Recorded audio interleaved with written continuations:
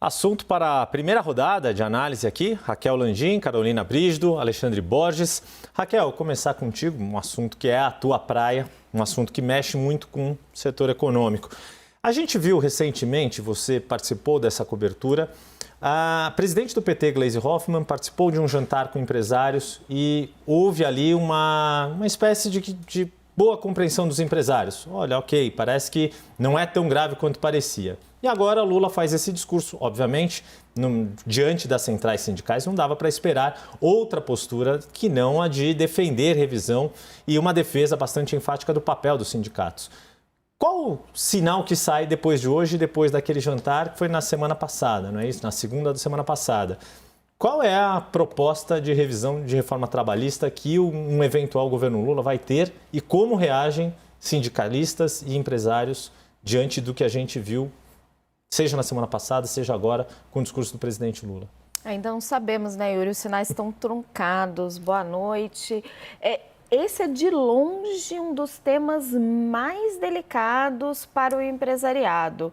E os sinais do PT e de Lula, eles, como em outras áreas da política econômica, eles estão muito dúbios.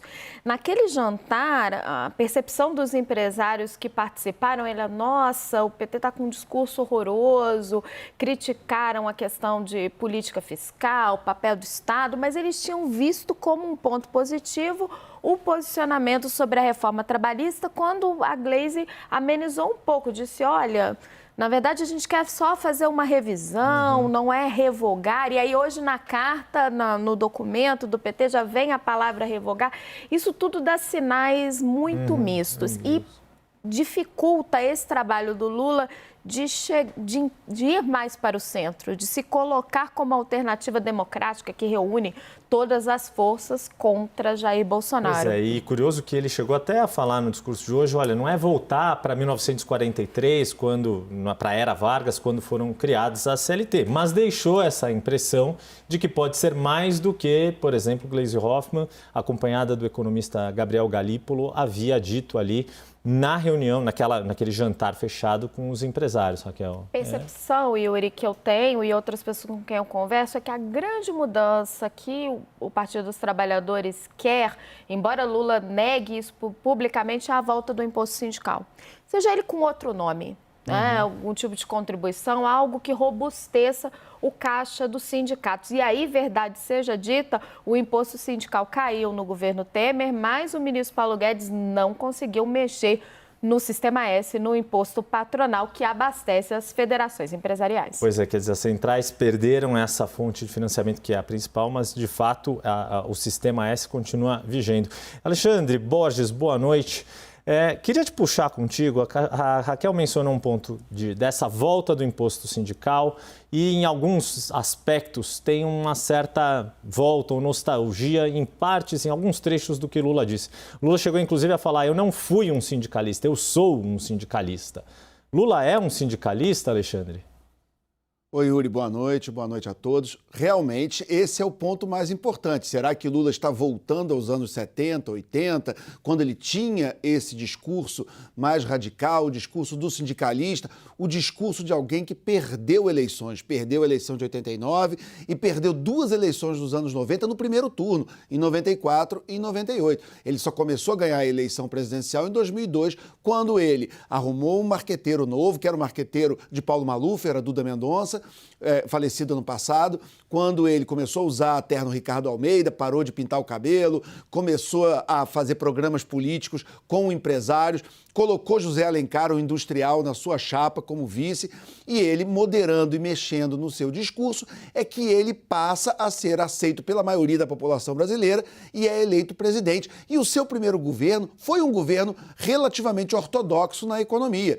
Então, é quase um mais ortodoxo do que o próprio Pedro Malan ali em alguns aspectos. Na época, Antônio Palocci era até mais fazia, por exemplo, um superávit fiscal até maior, né, Alexandre? Exatamente, tanto que muita gente dizia que era um terceiro mandato do Palocci. Muita gente da equipe do Pedro Malan foi mantida na equipe de Antônio Palocci. Então, aquele foi um modelo que venceu eleições para Lula. E Lula agora parece estar voltando a ser aquele sindicalista dos anos 90, o que pode gerar problemas e já está gerando, porque, coincidência ou não, o presidente Bolsonaro tem crescido em todas as pesquisas e está encostando, quase empatado com o Lula, o que não era um cenário que se via no final do ano passado. O que eu acho que é importante também deixar de mensagem é que o Brasil é quase um parque temático do que não fazer em termos de legislação trabalhista. A nossa legislação trabalhista é muito retrógrada, é muito engessada, ela já era engessada no século XX e no século XXI,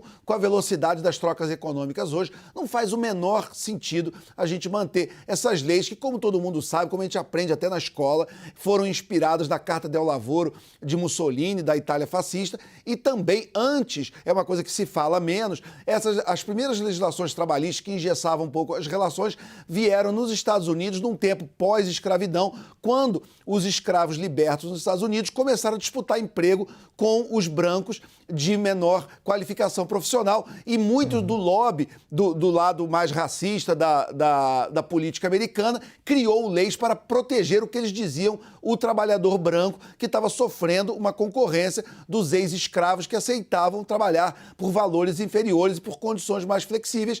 Então foi criada uma legislação para que os brancos não perdessem empregos para negros, né? Quer dizer, ela começou desse jeito. Então, assim, é preciso que o Brasil avance, olhe para frente, entenda o século XXI e as novas relações econômicas e pare de olhar para trás, que não faz o menor sentido. Isso não é uma discussão ideológica para um lado ou para o outro. Vários líderes mundiais, inclusive, têm entendido isso, sejam de esquerda, de direita, têm entendido que o mundo mudou, a economia mudou e a gente precisa rever e facilitar o emprego. O Brasil tem um problema crônico de desemprego e nós precisamos olhar isso com menos ideologia e mais pragmatismo. No fundo, você tocou num ponto, Alexandre, que é o que eu vou jogar aqui com a Carol Brígido, assim como o Alexandre, a Carol também estreando aqui no WW, mas, Carol, muito bem-vinda, boa noite mais uma vez.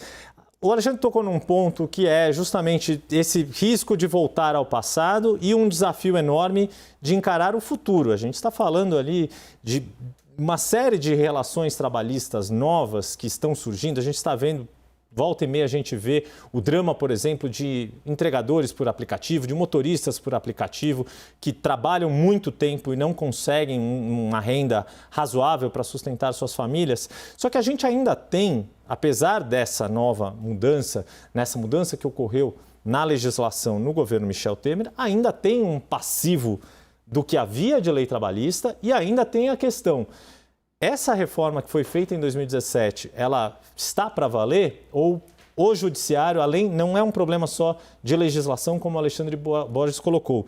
Também há o nosso problema de judiciário. O judiciário vai ter voz nessa discussão que se tornou uma discussão política, mas também passa pelos tribunais brasileiros, Carol? Sim, com certeza. Boa noite, Yuri. Boa noite a todos que nos acompanham aqui.